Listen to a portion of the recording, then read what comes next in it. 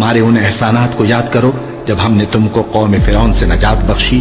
وہ لوگ تم کو بڑا دکھ دیتے تھے، تمہارے بیٹوں کو تو قتل کر ڈالتے تھے اور بیٹیوں کو زندہ رہنے دیتے تھے، اور اس میں تمہارے پروردگار کی طرف سے بڑی سخت آزمائش تھی۔ اور جب ہم نے تمہارے لیے سمندر کو پھاڑ دیا، پھر تم کو تو نجات دی اور فرعون کی قوم کو غرق کر دیا، اور تم دیکھ رہے تھے۔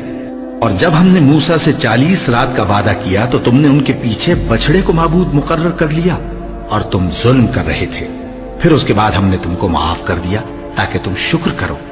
اور جب ہم نے موسیٰ کو کتاب اور معجزے عنایت کیے تاکہ تم ہدایت حاصل کرو۔ اور جب موسیٰ نے اپنی قوم کے لوگوں سے کہا کہ بھائیو، تم نے بچڑے کو معبود ٹھہرانے میں اپنی جانوں پر ظلم کیا ہے، تو اپنے پیدا کرنے والے کے آگے توبہ کرو، پھر اپنوں کو قتل کرو، تمہارے خالق کے نزدیک تمہارے حق میں یہی بہتر ہے۔ پھر اس نے تمہارا قصور معاف کر دیا، وہ بے شک بڑا معاف کرنے والا ہے، بڑا مہربان ہے۔ اور جب تم نے موسیٰ سے کہا کہ موسیٰ، جب تک ہم اللہ کو سامنے نہ دیکھ لیں گے تم پر ایمان نہیں لائیں گے، تو تم کو بجلی نے آ گھیرا اور تم دیکھ رہے تھے۔ پھر موت آ جانے کے بعد ہم نے تم کو اثر نو زندہ کر دیا تاکہ احسان مانو۔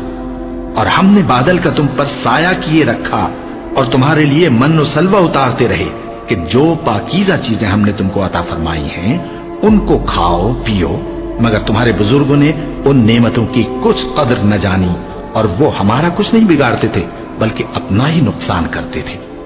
اور جب ہم نے ان سے کہا کہ اس گاؤں میں داخل ہو جاؤ اور اس میں جہاں سے چاہو خوب کھاؤ پیو، اور دیکھنا دروازے میں داخل ہونا سجدہ کرتے ہوئے اور حطوتن کہنا، ہم تمہارے گناہ معاف کر دیں گے اور نیکی کرنے والوں کو اور زیادہ دیں گے۔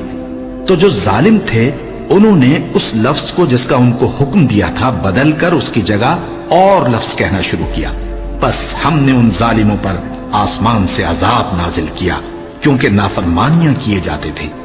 اور جب موسیٰ نے اپنی قوم کے لیے ہم سے پانی مانگا تو ہم نے کہا کہ اپنی لاٹھی پتھر پر مارو۔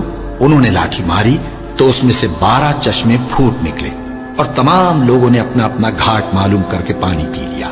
ہم نے حکم دیا کہ اللہ کی عطا فرمائی ہوئی روزی کھاؤ اور پیو، اور زمین میں فساد نہ کرتے پھرنا۔